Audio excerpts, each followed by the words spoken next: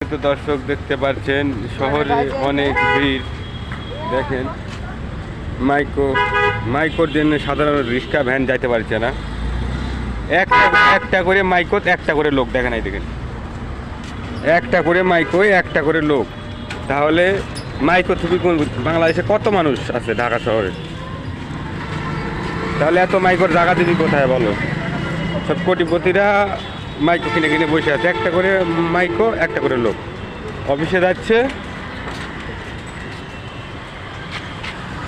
আর একটা করে মাইকো একটা করে লোক নিয়ে যাচ্ছে। আপনারা কমেন্টে অবশ্যই জানাবেন। এখানে পুলিশ পাহারা দিয়ে কী করবে বলেন? এখানে দেখেন সামনে পুলিশ পাহারা দিচ্ছে, পুলিশ ঢুকতে দিচ্ছে না। তো কী করবে বলেন? পুলিশ পাহারা দিয়ে লাভ আছে?